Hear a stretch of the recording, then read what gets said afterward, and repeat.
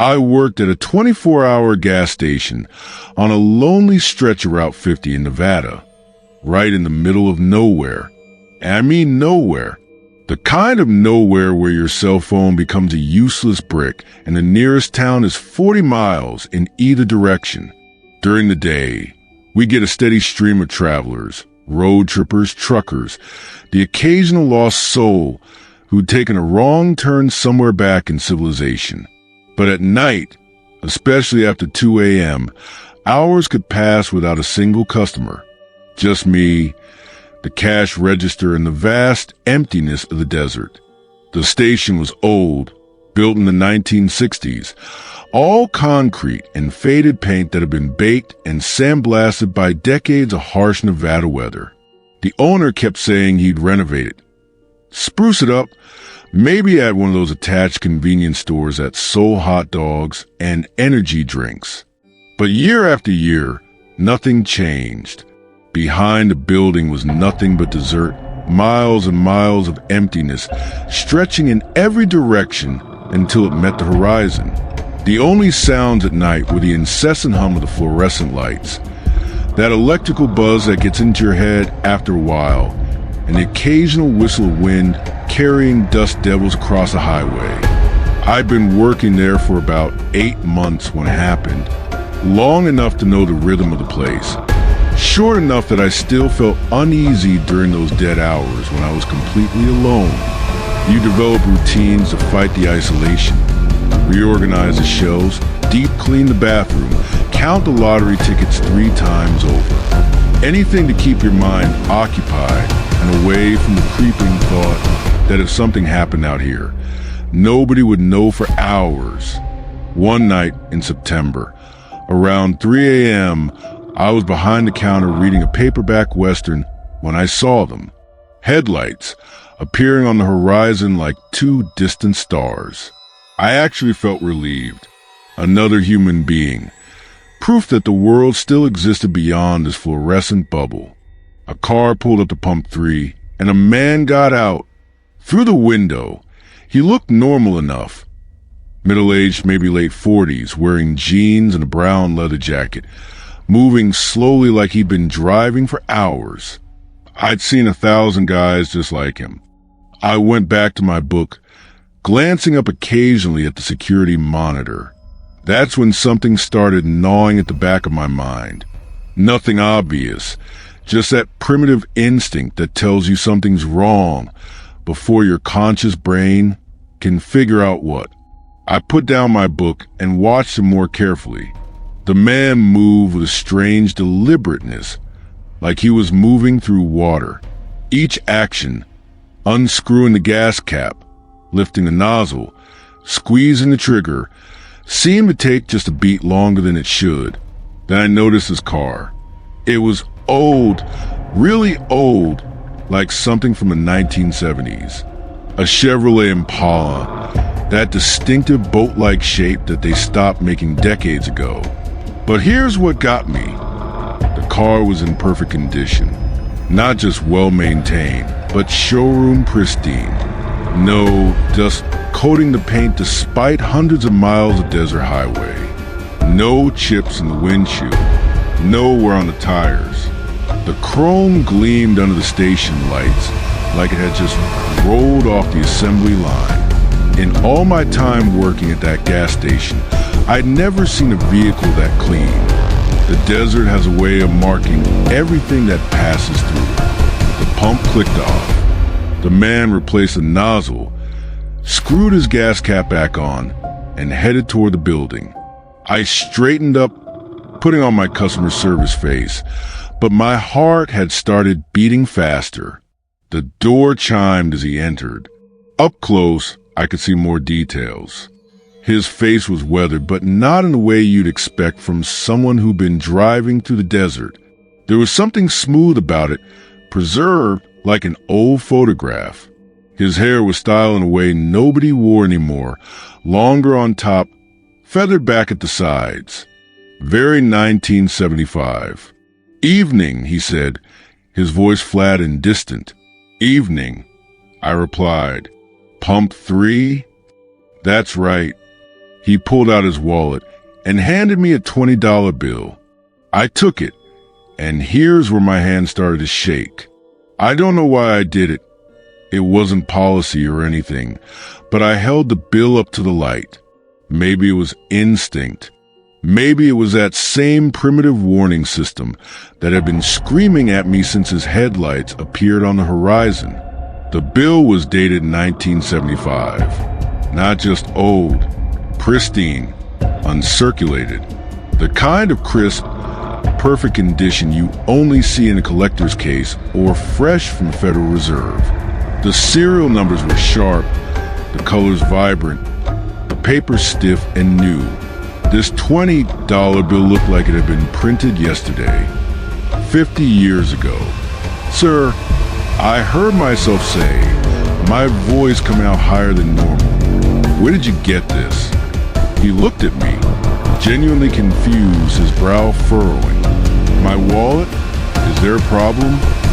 I looked at the bill again, then back at him, really looked at him this time, taking in every detail I'd been subconsciously registering. His clothes weren't just old-fashioned, they were period-specific. The cut of his jeans, the style of his jacket, even his belt buckle, all spoke of an era I'd only seen in old photographs. His shoes were leather, square-toed, the kind they advertised in magazines my dad used to read. And there was something about his eyes, something hollow, like he was looking at me from a great distance. No, I said, my voice shaking badly now. No problem. Have a good night. He nodded slowly, a mechanical movement, and turned to leave.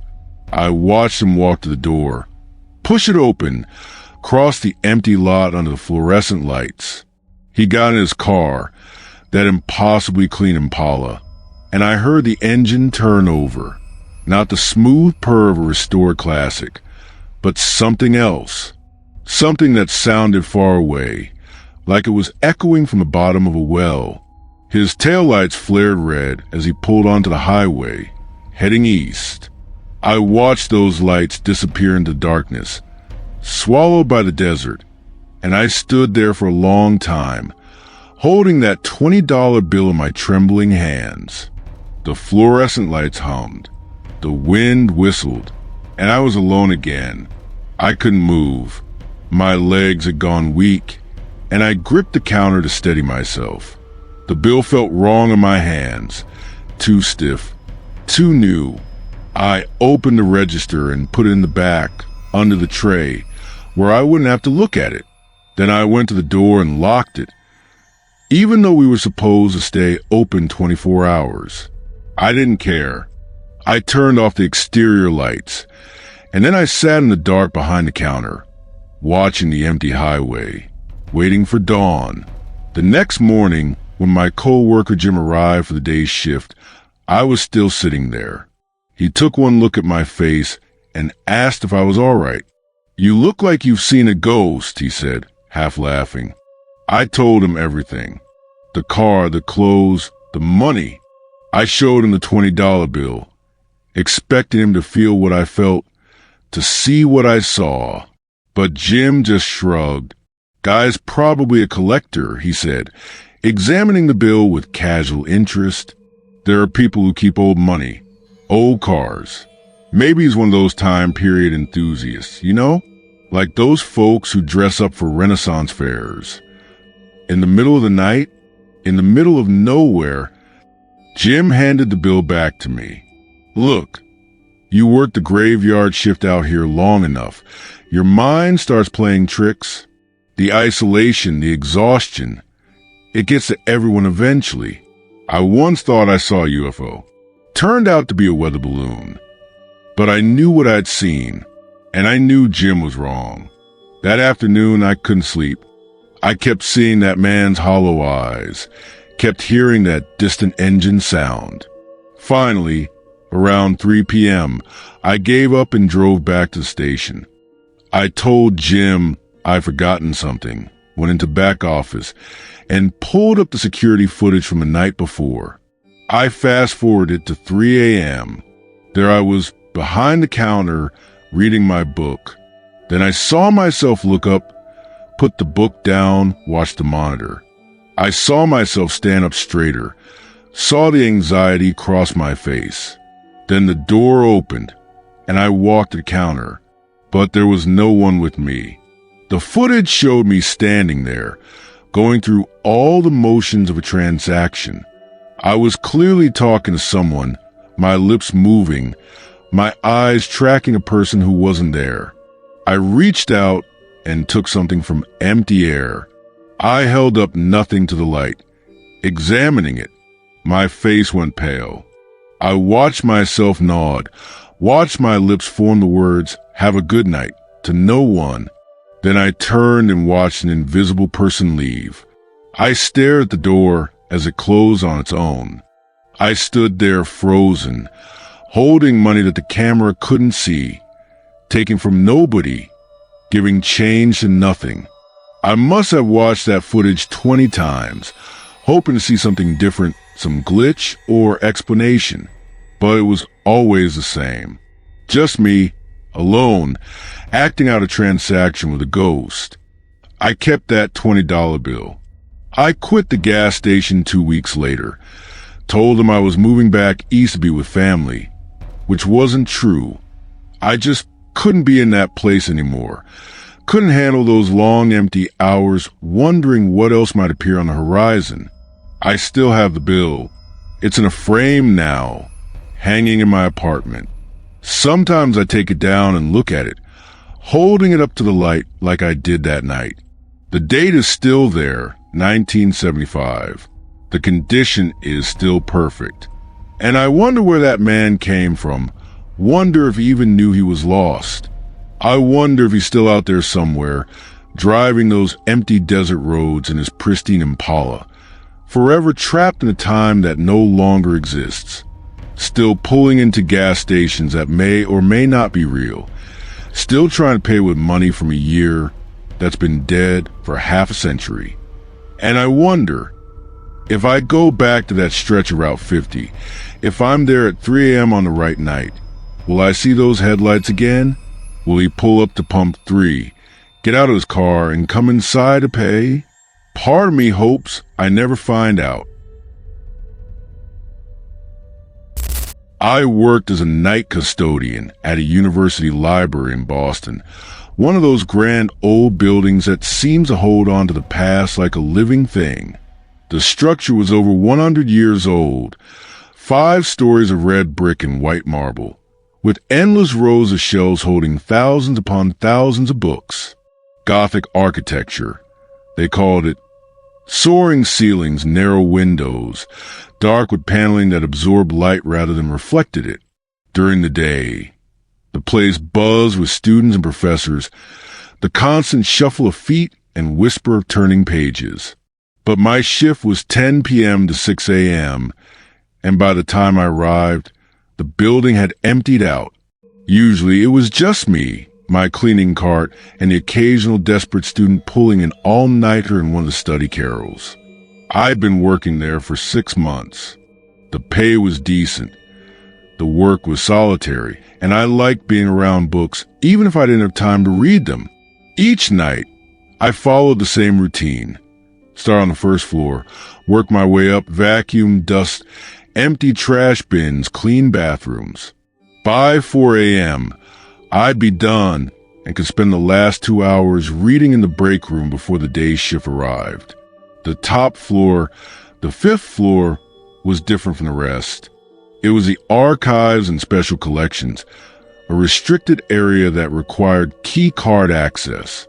This is where they kept the rare books, historical documents, and papers from notable alumni dating back to the university's founding in the 1870s.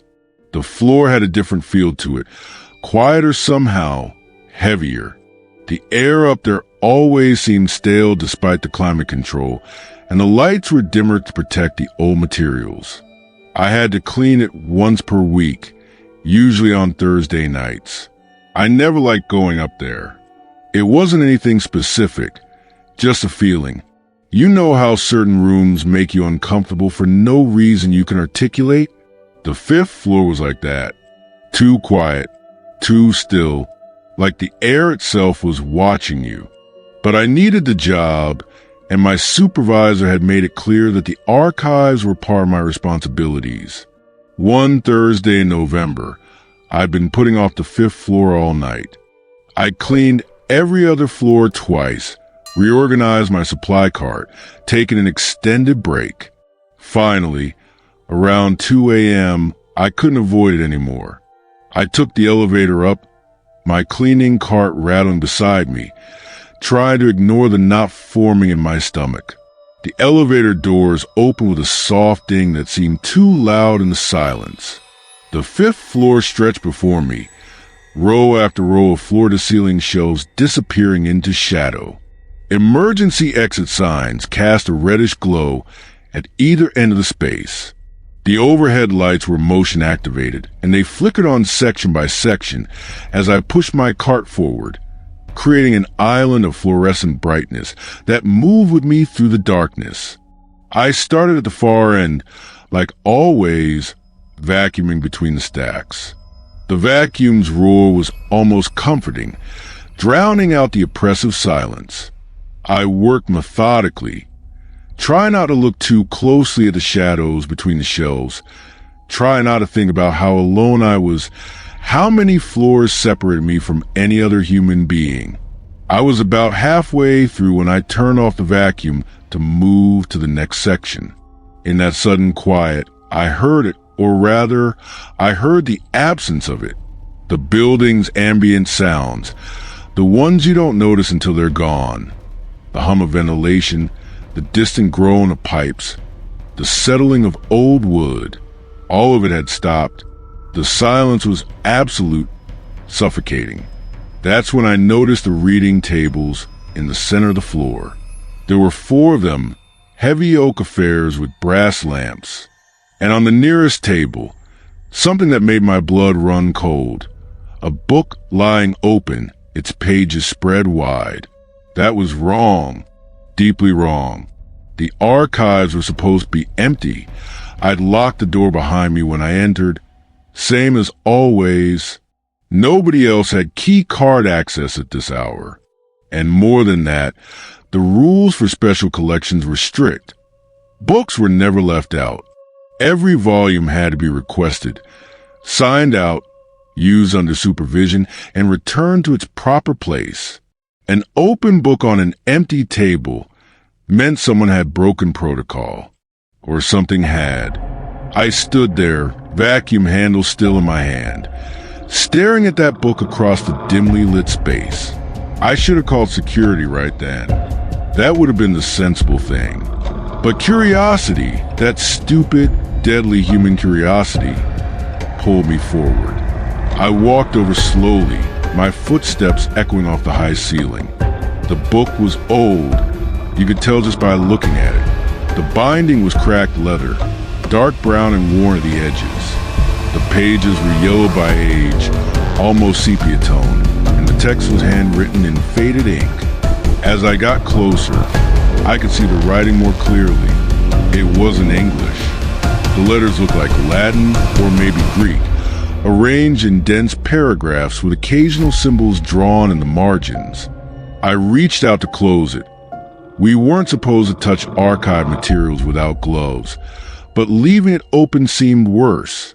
My fingers were inches from the page when something stopped me. Call it instinct, call it fear, call it whatever you want. Something told me not to touch that book, and then the pages started turning on their own. At first, I thought it was a draft, air from a vent, but the air was completely still. I could feel it, or rather, I couldn't feel it. No movement, no breath of wind. Yet the pages kept turning, slowly at first, then faster, and faster.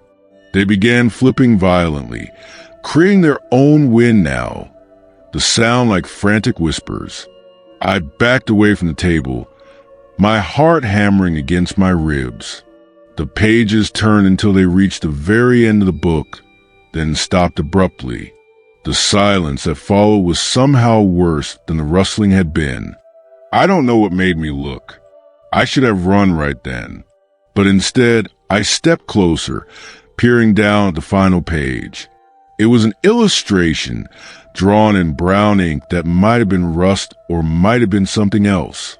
The image showed a figure in a hooded robe, standing in what was unmistakably this library. I could see the distinctive arched windows, the specific arrangement of the stacks, and in the background, barely visible, sketched in lighter strokes like an afterthought, was another figure. Me. I was in the illustration. Same clothes, same posture, standing in the exact position I was standing now, looking down at a book on a table. The detail was impossible. This book had to be at least 100 years old. Yet there I was, drawn in ink that had dried decades before I was born. My hands started shaking. A cold sweat broke out across my back. I backed away from the table, unable to look away from that illustration, from the hooded figure, from the tiny representation of myself trapped in those ancient pages. That's when the lights began to flicker. Not all of them, just the section where I was standing. On off, creating a strobe effect that made the shadows jump and twist. The temperature dropped so suddenly and so drastically that my next breath came out as a visible cloud. Within seconds, the temperature had plummeted from comfortable room temperature to what felt like below freezing. I could see frost forming on the metal shelves, spreading outward like ice on a windshield. And then I heard footsteps, slow and deliberate, coming from the far end of the archives, from the darkest section where the emergency lights barely reached.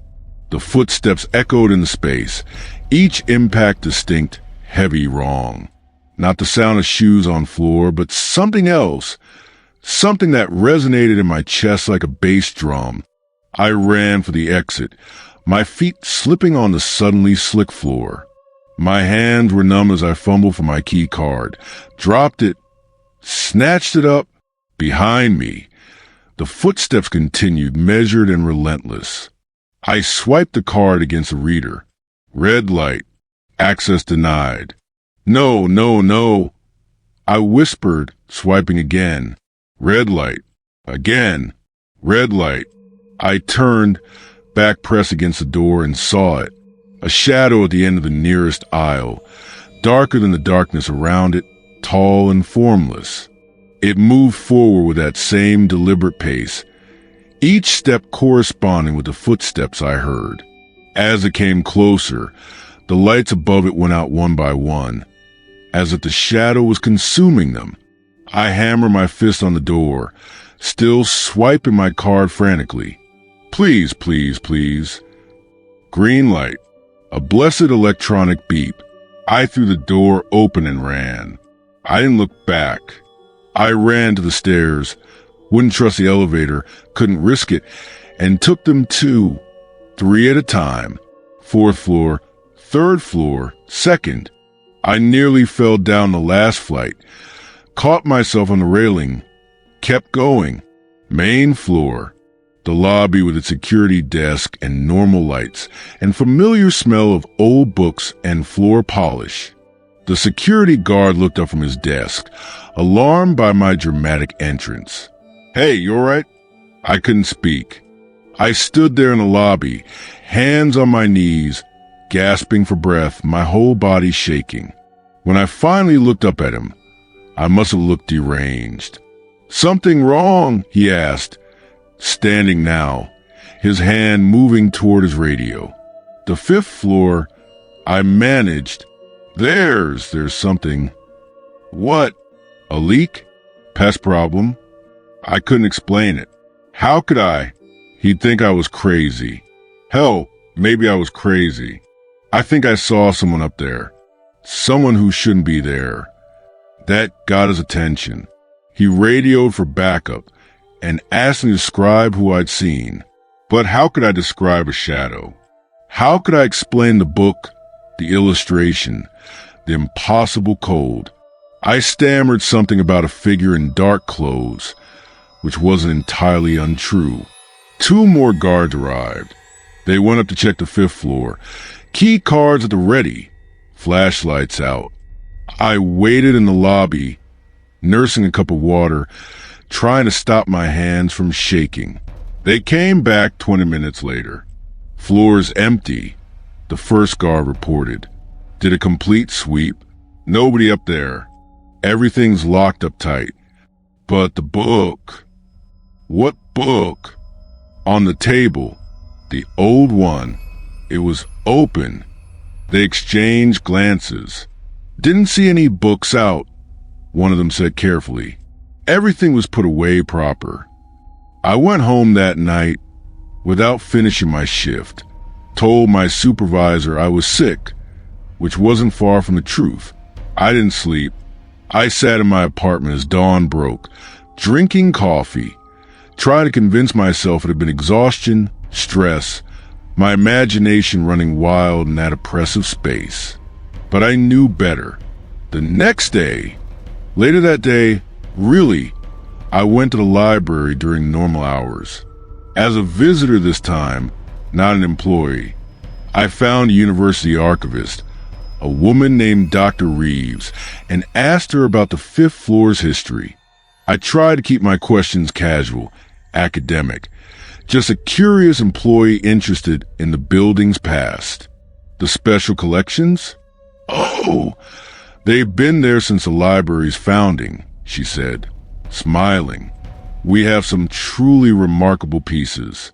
First editions, correspondence from historical figures, documents dating back to colonial times. Has anything unusual ever happened up there? Her smile faltered slightly. Unusual how? I don't know. Accidents? Strange occurrences. She was quiet for a moment, studying me. Why do you ask? Just curious. Dr. Reeves glanced around, then leaned in slightly. There have been stories over the years. Nothing official, you understand. Just stories. Students and staff reporting strange feelings up there. Cold spots. The sense of being watched. One janitor quit in the 90s. Said he'd seen someone in the stacks after hours. But nothing was ever proven. What about before that? She hesitated. There was a professor, back in the 1920s. His name was Herbert Marsh, taught medieval studies. He donated a significant collection to the archives in 1923. Books on alchemy, occult philosophy, that sort of thing. Very valuable from a historical perspective, though the content is, well, highly questionable. What happened to him? He was found dead in the archives. Heart attack, they said, though. She trailed off. Though what? The official cause of death was cardiac arrest, but the people who found him said his face was, well, they said he looked terrified, like he'd been frightened to death. She shook her head. But that's just morbid gossip. The man died 90 years ago. I looked up the professor's collection that afternoon. It was cataloged in the system. 3 shelves worth of rare books on subjects ranging from medieval mysticism to early chemistry to things that had no place in a university library. One title caught my eye, Liber Umbrarum, the Book of Shadows. The description listed it as a handwritten manuscript from the late medieval period. Author unknown, content obscure. Latin text with marginal illustrations depicting figures in ritual settings. I knew somehow that this was the book I'd seen, and I knew I'd never want to see it again. I quit that job 2 weeks later, gave notice, worked my final shifts, but I made sure my supervisor knew I wouldn't be cleaning the 5th floor anymore. Told him I had a back problem, couldn't handle the stairs. He wasn't happy about it, but he let it slide. Education was important. Knowledge was valuable, but neither was worth encountering whatever haunted those archives. Whatever Herbert Marsh had been studying, whatever he'd found in those books, whatever had found him. It was still up there, waiting in the shadows between the stacks. I still have dreams about it sometimes. I'm back in the archives, and the book is open, and the pages are turning on their own. I try to run, but the door won't open, and the footsteps are getting closer, and when I turn around, the hooded figure from the illustration is standing right behind me. And when I wake up, gasping and sweating, I'm grateful for one thing, that it was only a dream. At least, I think it was. I worked as a night nurse at a care facility in rural Pennsylvania, about 20 minutes outside of a town that barely qualified as such. The facility, Meadowbrook Care Center, was small and homey, or at least that's what the brochure said. Only 40 residents, most of them with advanced dementia or in hospice care. The night shift was just me and one aide, watching over everyone while they slept, dispensing medications, changing bedding, responding to call buttons that sometimes rang and sometimes didn't. I'd been there for almost 2 years when it started with Margaret. The work was hard but meaningful, and I'd gotten used to the rhythms of the place. The way Mr. Chin wanted the halls, asking for his daughter who died in 1982, how Mrs. Patterson would sing hymns at 3 a.m., the particular rattle of Mr. Kowalski's breathing that told you he had maybe a week left. Room 217 was always the most difficult, though not in the way you'd expect. The resident there, an elderly woman named Margaret Whitmore, had been with us for 3 years, longer than most of our hospice patients lasted. She was 87, thin as paper, with white hair that we kept brushed and pinned, because she'd been particular about her appearance once. The dementia had taken almost everything from her: language recognition, the ability to feed herself. She rarely spoke, rarely engaged with anyone. She just sat in her wheelchair by the window during the day, staring out at the garden, though I don't think she actually saw it. At night, if we didn't lock her door, she'd wander the halls in her nightgown, looking for something she could never name. Her daughter, Patricia, visited twice a week. She'd sit with Margaret for an hour, holding her mother's hand, talking about her grandchildren, reminiscing about things Margaret couldn't remember. Patricia always cried in the parking lot afterward. I'd watch in the window sometimes, this middle-aged woman sitting in her car, shoulders shaking, before finally driving away. She's not really in there anymore, is she? Patricia asked me once, her voice hollow. I gave her the answer we're trained to give. We can't always know what they understand. Sometimes there are moments of clarity.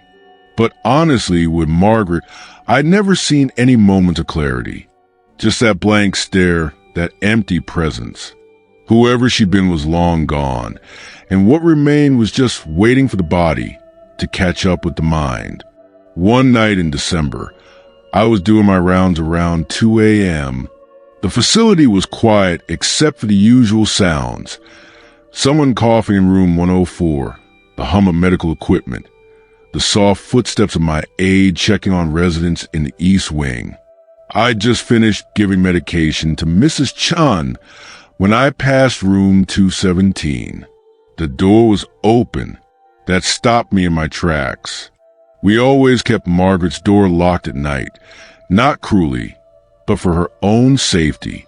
She was a wanderer, and the last thing we needed was her falling down the stairs or getting outside in December. I approached cautiously, expecting to find her awake and agitated, maybe trying to leave. But Margaret was in her bed, asleep. I could see the rise and fall of her breathing, hear the soft whistle of air through her nose. The room was dimly lit by the nightlight we kept plugged in near the bathroom, casting everything in a gentle amber glow. And someone was sitting in the chair by the window. A man, elderly, maybe in his 80s, dressed in clothes that looked like they were from another era, a brown suit a bit worn, with a thin tie and suspenders. His hair was white, neatly combed. He sat perfectly still, watching Margaret with an expression of such profound sadness that it made my chest ache just to see it. My training kicked in. We had problems sometimes with confused residents wandering into other rooms, though we never had a male resident in room 217 section. "Sir," I said quietly, trying not to startle him or wake Margaret. "Who are you? How did you get in here?" He turned to look at me slowly, and I saw that his eyes were wet with tears. They caught the amber light, gleaming. "I'm waiting," he said softly, his voice barely above a whisper. "Waiting for what?" I took a step into the room, my hand instinctively moving toward the call button on the wall. He smiled then, sad and gentle, for her to come home. I blinked, just a normal blink, the kind that takes a fraction of a second.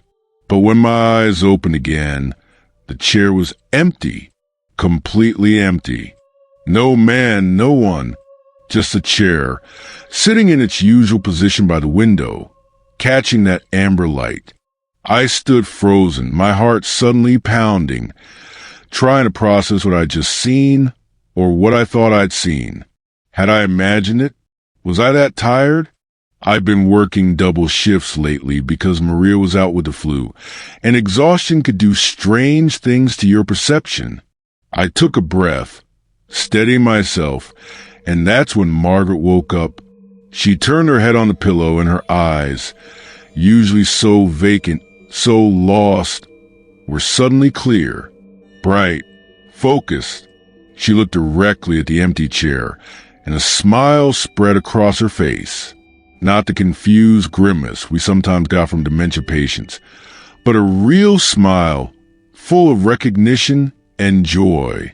"Robert," she said clearly, her voice stronger than I'd heard it in the entire 3 years she'd been here. "You came back." The words hung in the air. Robert. I knew that name. I'd seen it in her file, in the family history we kept on all our residents. Margaret took a deep breath, still smiling at that empty chair, and then her face relaxed.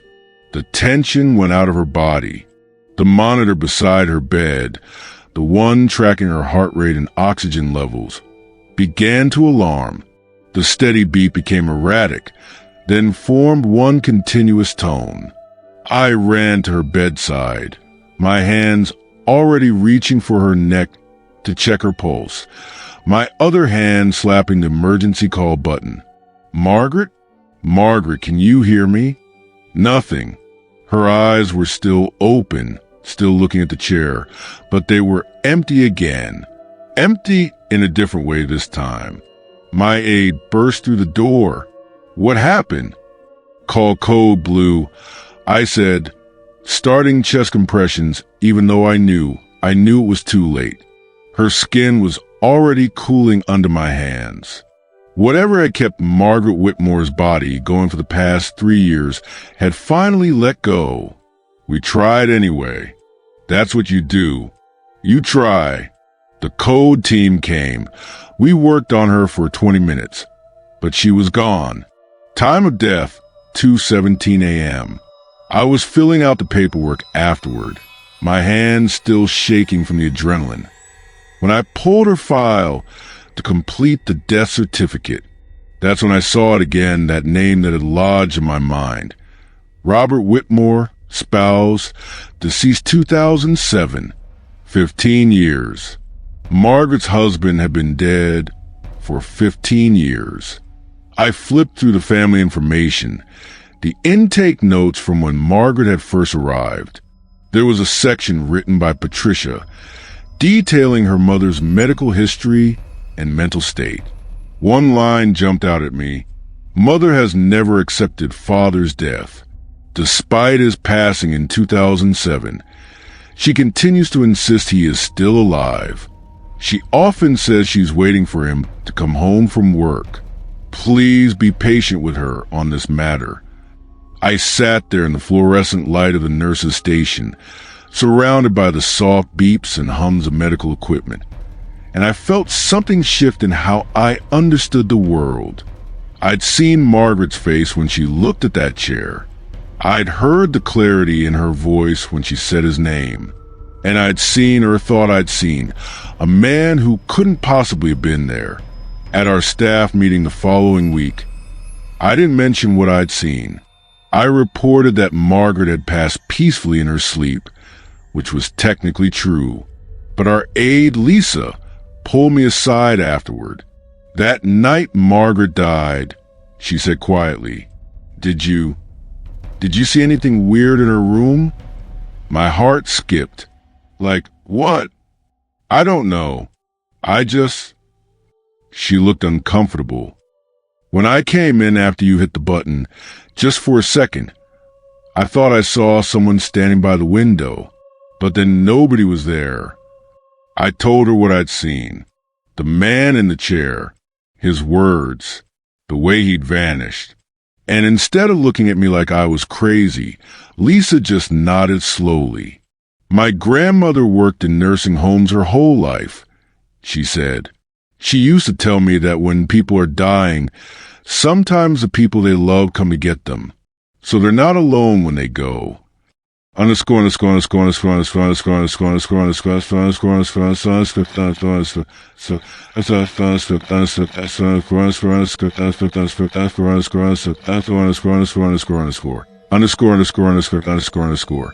Three months later, it happened again. Mr. Peterson in room 145 was in his final days. Lung cancer. Spread everywhere. Nothing more we could do except keep him comfortable. His wife had died 2 years earlier, and he had no children, no family. Just us. I was doing rounds at 4 a.m. when I passed his room and saw her through the open door. An elderly woman, sitting in the chair beside his bed, holding his hand. She wore a flowered dress, the kind my own grandmother used to wear to church, and her white hair was styled in soft curls. "Ma'am," I said, stepping into the room. "I'm sorry, but visiting hours."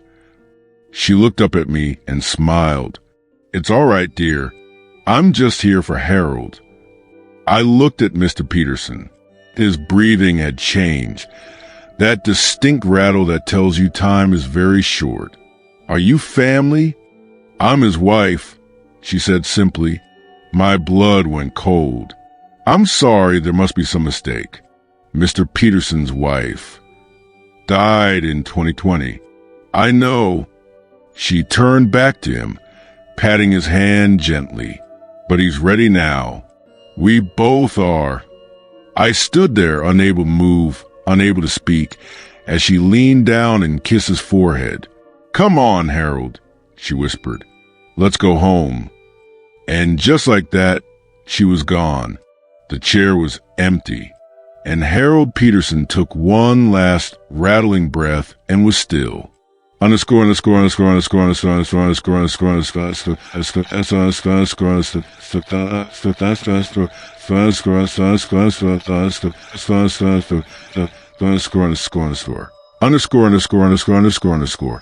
I saw Robert, Margaret's Robert, 3 more times during my years at Meadowbrook.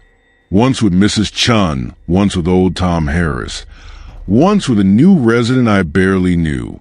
Always the same, sitting quietly, waiting, guiding them home. After a while, I stopped being frightened. You get used to things in this job, even impossible things. I learned to recognize the signs, the sudden clarity in a patient's eyes, the way they'd smile at something invisible, the peace that would settle over them in their final moments. Death isn't always scary, I learned. Sometimes it's just a reunion. Sometimes I wonder if that's where we all go when we die. If there's someone waiting for us, someone we loved, ready to take our hand and walk us home. I like to think so. I like to think that when my time comes, when I'm old and tired and ready, I'll open my eyes and see the faces of everyone I've lost, and they'll smile and say, We've been waiting for you. Until then, I keep working my shifts, dispensing medications, changing bedding, holding hands when there's no one else to hold them. Because even if you're forgotten, even if you're alone, even if your mind is gone and your body is failing, you deserve to have someone there at the end. You deserve to go home.